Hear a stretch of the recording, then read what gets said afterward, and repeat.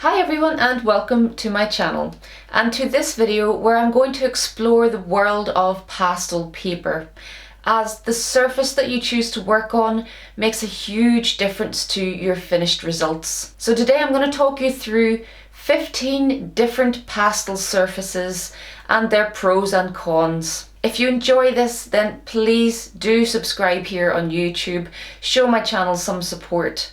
Also have a look around the many other playlists on my YouTube channel here, as I've got lots of informational videos about this wonderful medium. But also I'll be releasing a full-length version of this video showing full critique on each paper as I work on it. But also I'll be releasing some written notes to go along with this video, and that will be released to my patrons on my Patreon channel, and I'll add a link to that in the description below.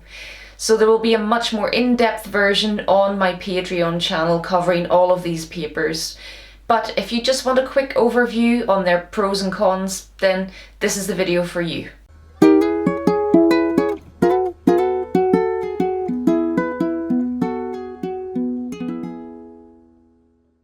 So over the next few days, I'm going to tackle the same small painting on each of these pastel surfaces. And I would advise you to try out several different papers before really choosing one to create your work on. Of course, that can be expensive, as a lot of the pastel papers on the market do cost quite a bit. So today I want to tell you a little bit about these sample packs from Jackson's Art. And I will add links to this in the description below. And they offer basically just packs with samples of lots of different pastel papers included, so you can try a little piece of several papers at once without breaking the bank. So it's these papers that I'm going to demo, and as well as that there's one wild card amongst them, which is a homemade pastel surface, and I'll talk more about that one later. But it's mainly this range of pastel papers that I'm going to demo. And I've also got 2 extra packets of this to give to one of my lucky patrons over on Patreon, so I will be giving away some of these papers for one of you to try. So I really do have my work cut out for me here. I've got all of my horse's eyes outlines on all 15 surfaces, and I'm going to try and put the same amount of effort into each one of these little paintings and really give each paper a chance to show its best qualities. So as I mentioned at the start, it makes a huge difference what pastel surface you choose to work on. I actually started on this surface, which is an Ingres paper. I think it's the Fabriano Ingres, and it's a very different type of paper to the surfaces that I now work on, which are mainly the pastel matte and the velour paper, and these two are actually my 2 favourite pastel papers on the market. And the pastel matte paper, you can see that it's more like a card, so a thicker surface, and there really is a big difference between the 2 main groups of paper that you see here, as some of them are heavier sanded papers and some are much lighter, flimsier papers to work on, so there'll be a big difference between some of these papers. As I mentioned at the start, this is mostly papers from the Jackson's Art comparison packs, all except a couple of them. This one, which is a homemade surface using gesso and pumice, and I'll talk more about that when I'm working on it. And also this one, which you can see I've got a slightly smaller piece of this, as it was actually sent out as a sample piece from Dakota Pastels, and this is the Luxe Archival. So this is a relatively new paper and I haven't had a chance to try this yet. To be honest, I haven't tried all of these papers before, so this is a really interesting experiment to me as well. I've tried probably 5 or 6 of these already, so I'm interested to try the others and do a full comparison.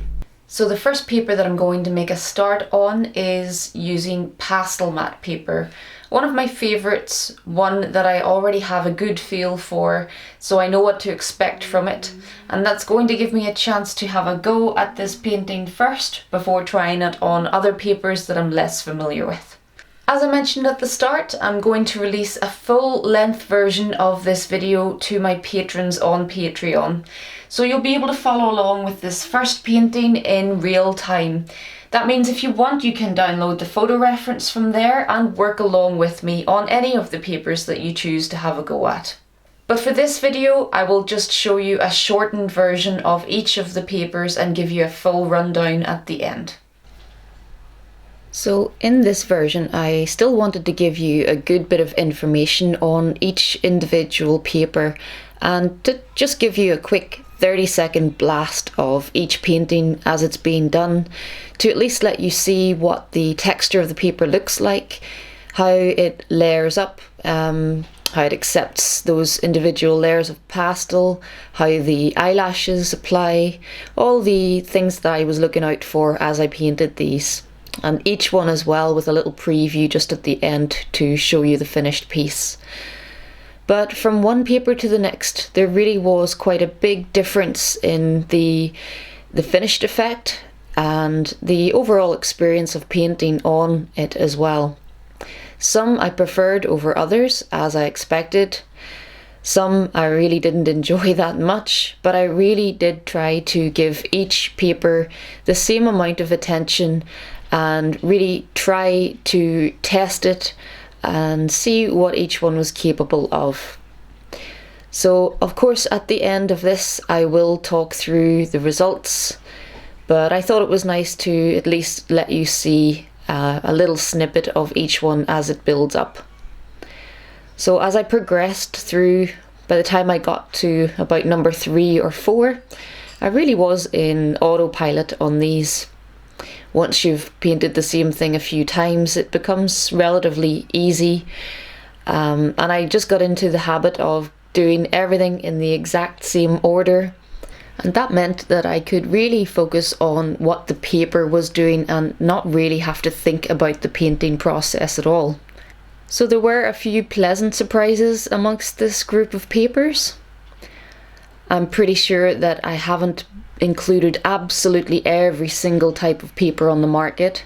This one, for example, the homemade surface, is a little bit like the ampersand pastel board, which I didn't have, but I feel like the homemade surface there with the gesso and pumice is very similar to that. So I feel like I really did manage to have a go at most of the popular surfaces out there at least. And it has certainly opened my eyes to a few different surfaces that I would like to try again in the future. And it gladly also confirmed that my 2 favourites are my favourites for good reasons. But definitely a very interesting experiment, and I highly recommend, if you're at the beginning of your pastel journey and you haven't really found a pastel paper that suits your style, then this is something definitely worth doing. Perhaps you won't want to repeat it 15 times, but maybe you can see from my experiment here which ones might be closest to what you're looking for, and then try this kind of experiment 3 or 4 times perhaps. It really does help when you paint the exact same thing to see the differences in the papers and really judge their pros and cons.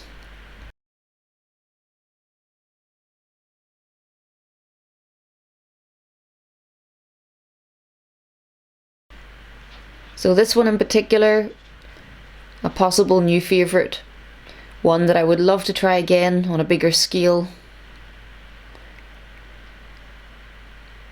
And at the end of this video I will talk about the main differences that you'll see in the 2 main groups of pastel paper. Some of these are sanded papers, some are non-sanded papers, and I'll go into that in more detail afterwards. But I really just did these in an order that I felt like doing them in. I didn't really do them in any particular order. I started with the ones that I'm more comfortable with, and then each day I would maybe do 2 or 3 of these studies, and I would really just choose what I was in the mood for that day.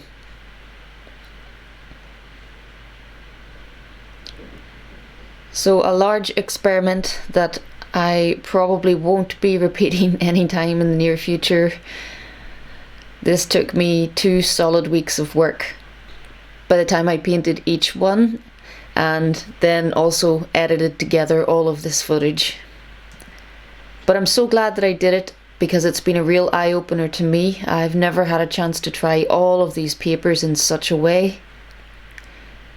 And I hope that you guys will also find this experiment and my mammoth effort here will be of use to everyone. So these non-sanded papers, these are the ones that you'll notice have a lot more of a rough texture to them. They don't end up quite as detailed, the colours don't end up quite as vibrant as they do on the other sanded papers. But each and every one of these papers has its use.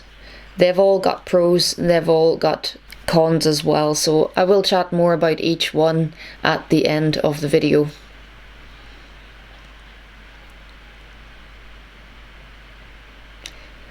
And of course, don't forget, in my Patreon release you will get much more in-depth coverage of each paper during this section.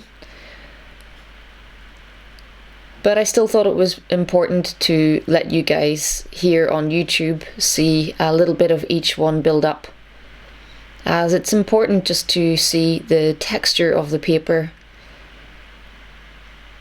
and how those layers apply. And of course, there are certain things that I'm looking for in a good paper, and it may be different to what you're looking for in a good paper. So I hope that by seeing all of these side by side, you can better judge which of these papers might be good for you and your style. Because we all work differently, and it really does depend what effect you're after as to which paper might work best for you.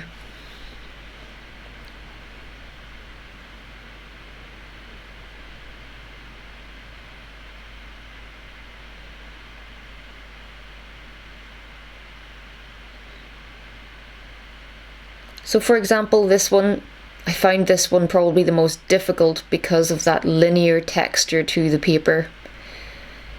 Difficult to achieve realism or detail, but I'd really like to come back actually and have another go on this paper with a different style and just show how when a paper is not great for one particular effect, perhaps it's excellent for another effect. So I would love to do a nice looser sketch on that paper. And perhaps that's another experiment for me to do, to take some of my least favourite papers from this experiment and try them out with a different style.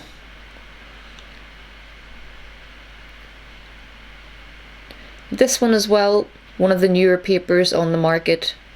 Very impressed with this one. Quite similar to the Fisher 400 from earlier in the experiment. I really have become more of a fan of the rougher sanded papers from doing this experiment. And maybe that's something for me to try out in the near future. It's great when you do find a paper or two that you really love. Like I've used Pastel Matte and Velour for many years now, but I would love to experiment on some different papers and see what different effects I can get.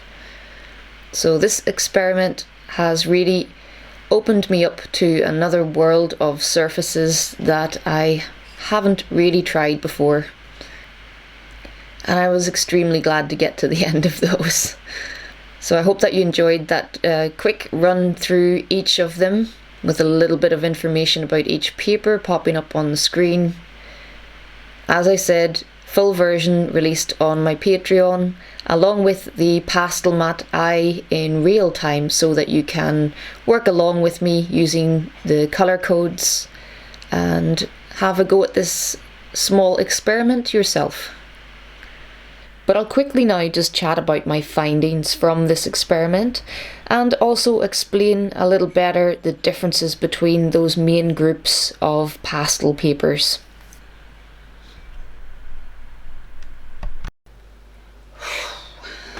So if any of you ever hear me suggest doing the same painting 15 times in a row, please stop me.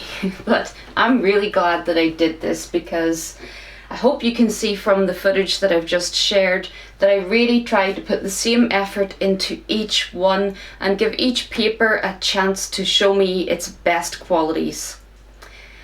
I will, however, just say that because I'm on the search for detail and realism, I was really only testing all of these papers for that one thing.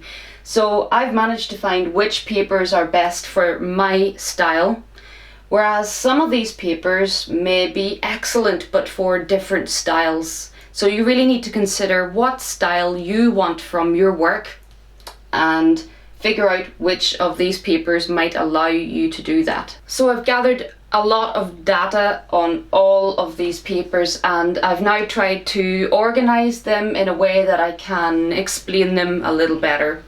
So first of all, we can split most pastel papers into two main categories: the non-sanded papers and the coated sanded papers.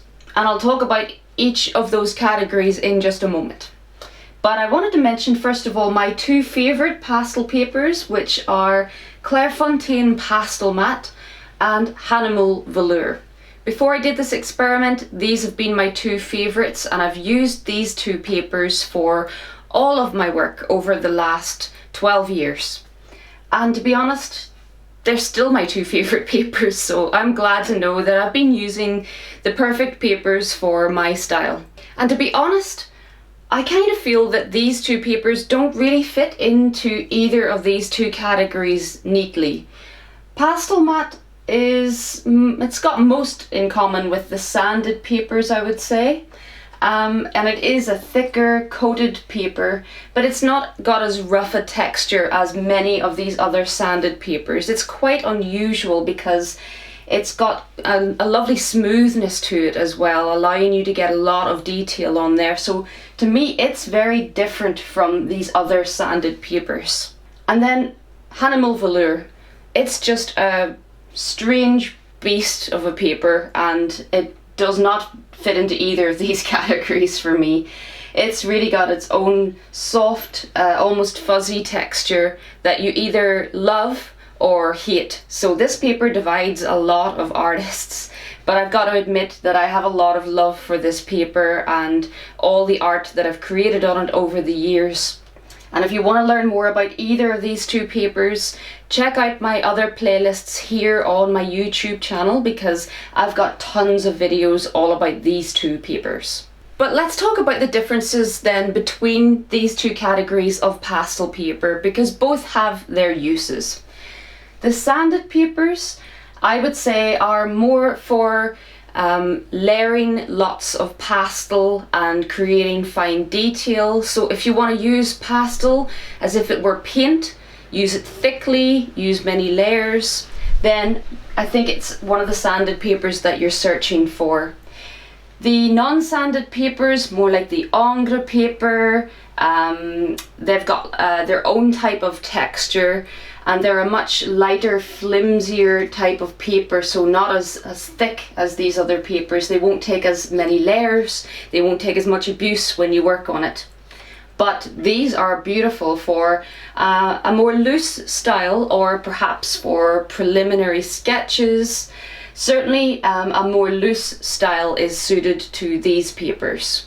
But I have put the papers in some kind of order to what my preferences were from my findings in this experiment. So for example, these top two, the Fabriano Ingres paper and the Hanimal Lana Colors paper, they both surprised me actually with how many layers they did happen to hold and how much detail I was able to achieve on these papers, even though they've got quite a definite texture to them. Another one which surprised me was the Hanimal Ingres paper, because when I first lifted this paper from the pack, I really didn't like the feel of it. I thought, wow, that feels really thin. It is actually the lightest paper that I've tried at only 100 GSM. So it really didn't impress me before I started to paint on it.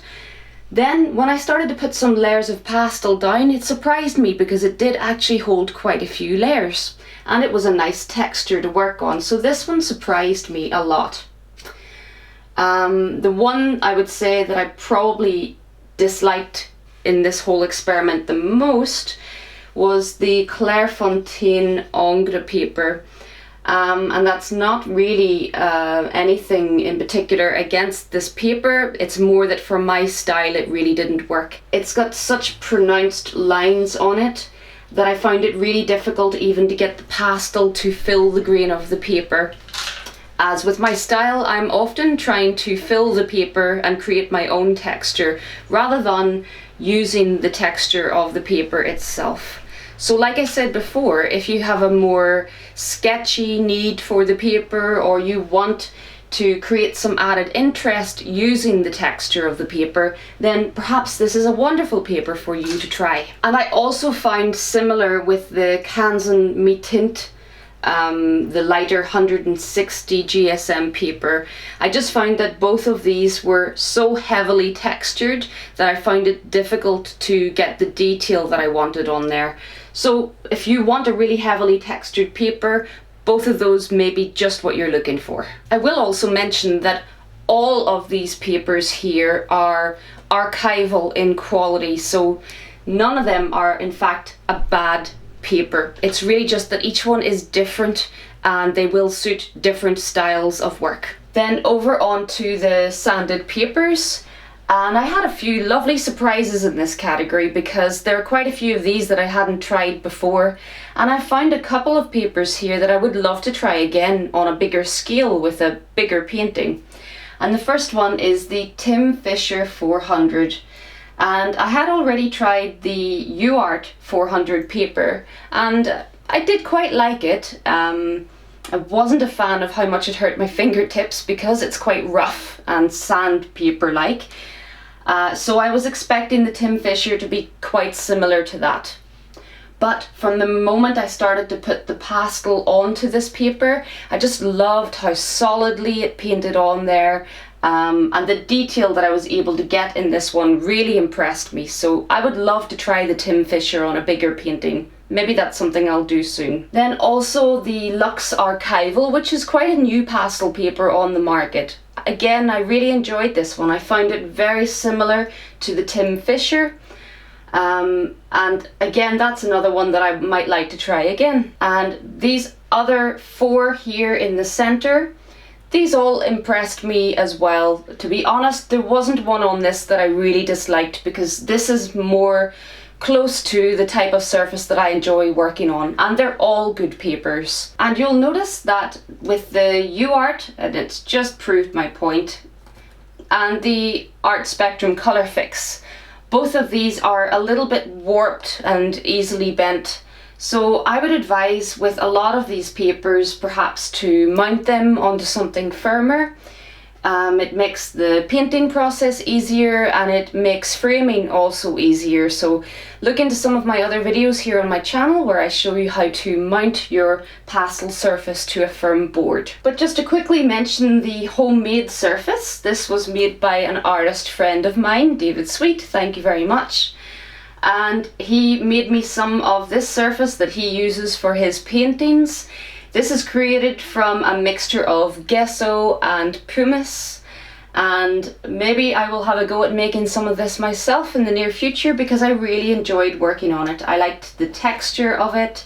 It took many layers of pastel. It really did compete very well with some of these other much more expensive shop bought papers. So if you're interested in making your own pastel surface, I would highly recommend it. With the Sennelier pastel card, I have actually tried this one before, and whilst I quite enjoyed the process of painting on this one before, it certainly didn't compare very well with the pastel mat in my previous experiment of those two papers, which you can see here on my YouTube channel where I painted the same sunflower painting twice.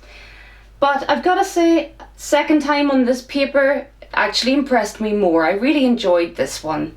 The only thing that I would say about this one is my little painting of the sunflower that I did previously didn't stand the test of time very well. I had it and the pastel matte version sitting out open in my studio, so not framed, and this one actually went like blotchy, and it got strange marks all over it, whereas the pastel matte one, which was hanging right beside it, didn't. So it worried me about this one, whether it is actually archival. So that would maybe put me off using this one again, but I really did enjoy creating this horse study on that paper. I think it came out one of the nicest ones out of them all, actually, because it has a good texture. It took many layers of pastel, and it ended up looking quite nice and soft in the end as well, because some of these other ones can look a little bit hard. Sometimes for fur and natural subject matters, you want to really create the softness, which is why I love velour. And sometimes on these sanded papers it takes a little bit more work to soften the effect and get that lovely natural feel to it. Now, the only one of these papers that kind of disappointed me a little bit was the Canson Me Tint. This is the thicker Canson Me Tint Touch pastel paper, and it was lovely to work on, but actually when you compare it to the other finished pieces, it looks incredibly dull. So the dark colours really don't sing. I couldn't get the darks to be really lovely and rich. So for that reason, I enjoyed working on it, but the finished product actually disappointed me a little bit in comparison to the other finished paintings. No doubt I have missed some pastel surfaces in this experiment, but I hope that in showing you these most popular ones, that now you have a better idea of what it is you're looking for from a pastel surface. And I always recommend that it's great to try out a few different ones before committing to buying more of one paper.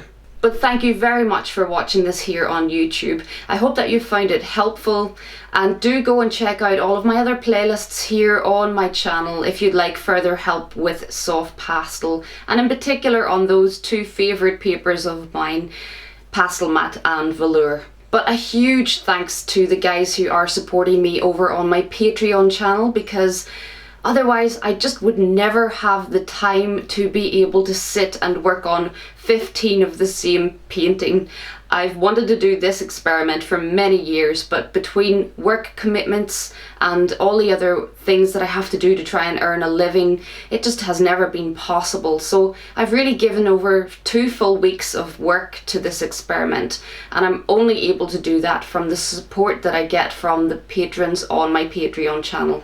So a huge thank you to them who make all of these videos possible. And if you would like to become a patron, don't forget that you can check out the feature-length version of this video over on my Patreon channel, where I've created a full-length version giving you the real-time and colour-coded version of one of these experiments so that you can work along with me. I've also created a downloadable PDF with all of this information about all of these papers that you can download and keep. And don't forget, I will be giving away a couple of these fantastic sample packs from Jackson's Art. So some lucky patron will get all of the papers that I've been trying out to try out for themselves. But thanks very much for all of your support here on YouTube as well. Please do remember to hit the subscribe button, as every little bit of help helps me continue to create all of these videos for you. I hope that you enjoyed this. I hope that I don't have another horse's eye to paint for quite a long time. And until next time, happy pasteling.